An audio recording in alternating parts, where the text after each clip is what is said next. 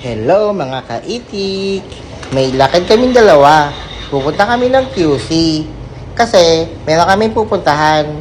Ang init ngayon. Yun, pasakay na kami ng tricycle.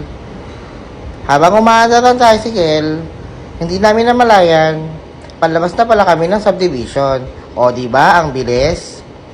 At ngayon naman, habang nasa tricycle kami, papakita ko sa inyo kung saan ako namimili ng paninda. Ayan. At ito na nga, nakababa na nga kami ng tricycle. Sabi ko kay Kaitik, bilisan mo Kaitik, magbayad ka na. Kasi ang init. Napakataas pa naman ang sikat ng araw ngayon. Alam niyo ba yun mga Kaitik? Ano, okay na? Halika na Kaitik. Tara na. Okay. Mauna ka Kaitik. Lagi ka kasi nasa huli. Baka mamaya yan, maiwan kita. Bilisan mo Kaitik, maglakad.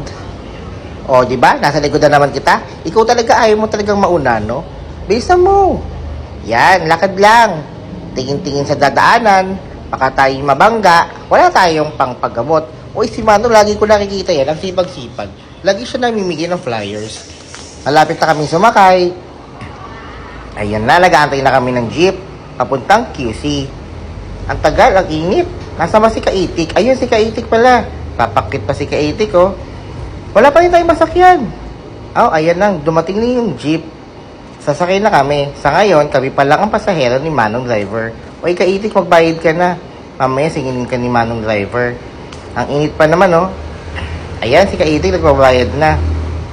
Akala mo may sukli pa pala ako. Magkano ba binigay ko sa'yo, Kaitik?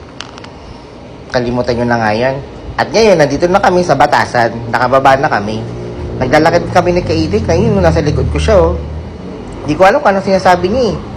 Hulaan nyo na lang. Habang naglalakad kami, nandito na pala kami sa Sandigan Bayan. Alam nyo ba to guys? Dito yun, along Commonwealth Avenue. Kung alam niyo yan, comment na lang kayo. At na malapit na kami sa may COA, sa may overpass, biglang nauuhong si Kaitik. Bumili ng palamig, niliblingan niya ako eh. Manong, bilisan mo. Akit na kami ni Kaitik sa taas ng overpass. Yun. Nandito na kami sa taas ng overpass. Nandito na kami sa Commonwealth Avenue. Kung saan ako nagkaroon ng sariling isip. Hahaha. But anyway, si Kaitik, enjoy na enjoy sa paglalakad. Pababa na kami ng overpass. Yan, ngayon, tricycle na uli kami. Magkano ba pamasahe dito? Baka nagbago na. Hindi ko na kasi alam kung magkano na tricycle dito sa amin eh. Nakalimutan ko na kasi. Basta pagtanda ko, dati 15. Ewan ko lang ngayon, baka tumaasa sila. Alam nyo naman ngayon, mahal na ngayon ang mga bilihin.